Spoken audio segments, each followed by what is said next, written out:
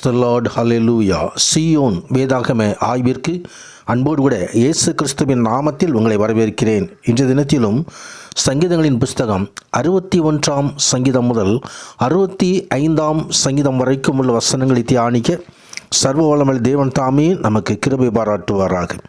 61வது வசனத்திலே, தேவனே என் கூப்பிடுதலை கேட்டு என் விண்ணப்பத்தை கவனியும் என்று சொல்லி தனது விண்ணப்பத்தை தேவ சமூகத்திலே ஏறெடுக்கிறதான தாவீதை நாம் இங்கே பார்க்கிறோம். இருதயம் தையும்போது பூமியின் கடையாந்தரங்களிலிருந்து நான் உம்மை கூப்பிடுவேன்.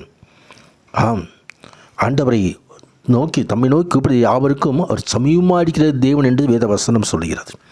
தாவீது தேவனை நோக்கி கூப்பிடும் பொழுதெல்லாம் தேவன் தாவீதுக்கு அடைக்கலமும் சத்துருவுக்கு எதிரே பலத்த துருகமுமாய் இருந்தார். கர்த்தருக்கு மகிமை உண்டாவதாக. தேவன் தாமே தமது சிட்டைகளின் மறைவிலே தமது கூடாரத்திலே அவர் மறைத்து பாதுகாக்கிற தேவன்.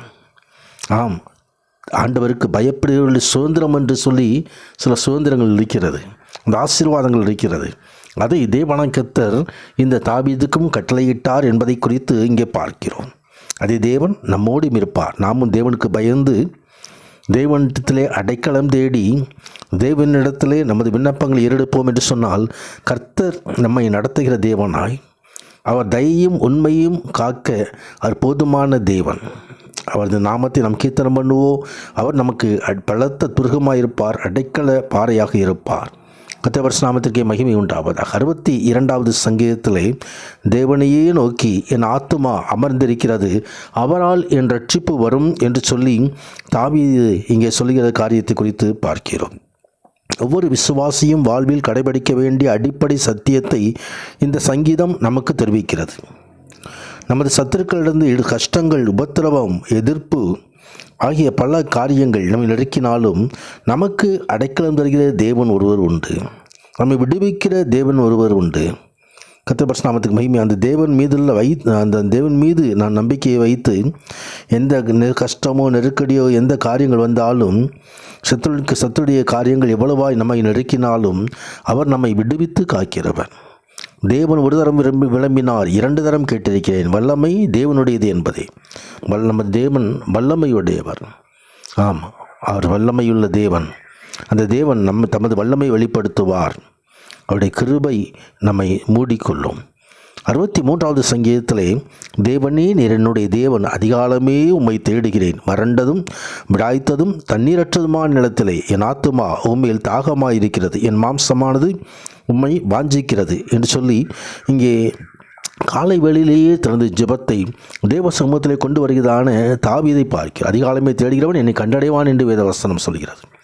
காலைதோறும் அது இரக்கங்கள் கிருபைகள் புதியவைகளாக இருக்கின்றன என்று வேதவசனம் சொல்கிறது. ஒவ்வொரு விசுவாசியும் இந்த தாவீது இந்த சங்கீதத்தில் ஜெபித்தது போல நாமும் ஆண்டோட சமூகத்தில் விண்ணப்பங்களை ஏறெடுக்க வேண்டும். அதிகாலையிலேயே தேவனை தேட வேண்டும். கர்த்தருடைய நாமத்திற்கு மகிமை உண்டாவதாக. ஆம்,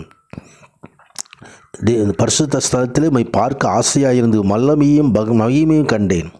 கர்த்தருடைய நாமத்துக்கு மகிமை. அதிகாலமே பரிசுத்த ஸ்தலத்தை தேடுகிற தாவீது தேவனுடைய வல்லமையை கண்டு கொண்டார், தேவனுடைய கிருபையை பெற்றுக்கொண்டார்.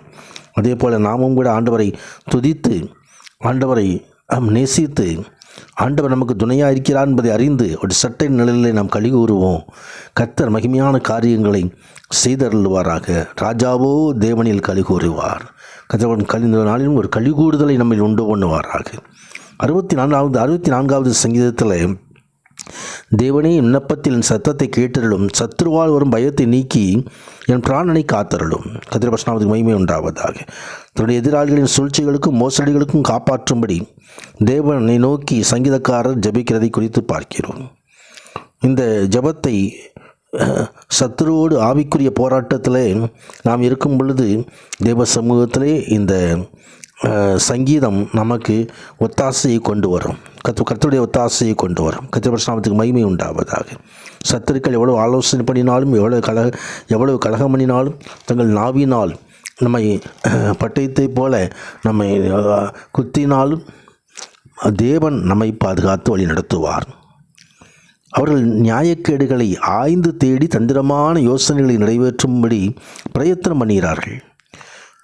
ஆனாலும் தேவன் அவர்கள் மீது அம்புகளை எய்வார், அவர்கள் காயப்படுவார்கள், தள்ளப்பட்டு கீழே விடும்படி அவருடைய நாவுகளை அவளை கெடுக்கும் என்று சொல்லி வேதவசனம் சொல்லுகிறது. நீதிமான் கர்த்தருக்குள் மகிழ்ந்து அவரை நம்புவான், செம்மையான இருதயமுள்ளோரும் நன்மை மேன்மை பாராட்டுவார்கள்.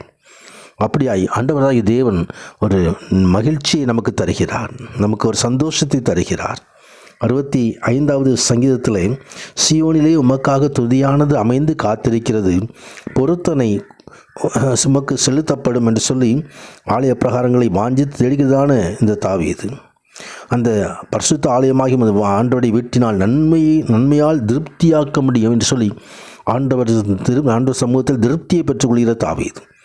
அதே போல் நாமும் தேவனுடைய ஆலயத்தை வாஞ்சிப்போம், ஆண்டுடைய பரிசுத்த ஆலயமாகி வீட்டின் நன்மையால் திருப்தியாவோம். கர்த்தருடைய பரிசுத்த நாமத்துக்கு மகிமை உண்டாவதாக. ஆண்டவர் தாமே தன் பிள்ளைகளை நடத்துகிறவர். கர்த்தருடைய பரிசுத்த நாமத்துக்கு மகிமை உண்டாவதாக. அவர் தமது ஆலயத்தில் செய்கிறதான காரியங்கள் ஒரு கர்த்தருடைய சபை, கர்த்தருடைய ஆலயம் ஒரு தோட்டம் போல இருக்கிறது. ஒரு பயிர்கள் வளர்கிற தேவாலயத்தில் நீர் பாய்ச்சுகிறார். சத்திய வசனங்கள் நமக்கு ஜீவ நதியாய் பாய்ந்து வரும். இந்த ஆத்மாவுக்கு அந்த போஜனமாய் அமையும். தேவ நதியினால் செழிப்பாக்குகிறீர், திருத்தி தானியத்தை விளைவிக்கிறீர், பயிரை ஆசீர்வதிக்கிறீர் என்று சொல்லி ஆண்டவராகிய தேவன் இதோ மேய்ச்சலுள்ள வேளையில் ஆடுகள் நிறைந்திருக்கிறது, பள்ளத்தாக்கள் தானியத்தால் மூடி இருக்கிறது, கம்பீரித்து பாடும். கர்த்தருடைய நாமத்துக்கு மகிமை உண்டாவதாக. அந்த ஆசீர்வாதத்தை நாம் பெற்றுக்கொள்வோம். தாவீது வாஞ்சித்து நாடினதான இந்த ஆலயத்தின் மகிமையை நாம் பெற்றுக்கொள்வோம். கர்த்தர் மகிமையான காரியங்களை செய்தருள்வாராக. இந்த தியானத்தில் பங்கு பெறுகிற ஒவ்வொருவரையும் சர்வபலர் ஆசீர்வதிப்பாராக. ஆமேன், ஆமேன்.